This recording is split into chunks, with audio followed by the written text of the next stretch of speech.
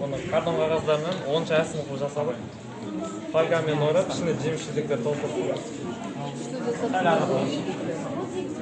Bizim bunu жасаған мақсатымыз біздің класс көрсету және біздің дамуымыз.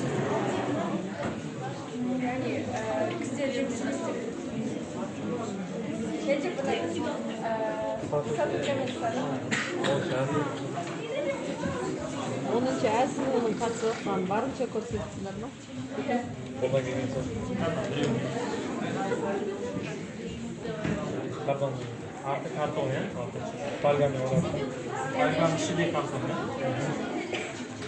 Картон сен, көп сен келсін, да? Сәл жалпақта болғанда көбірек сияқты. Жеріне көрсеткен жасалды. Емен писамен жағаласып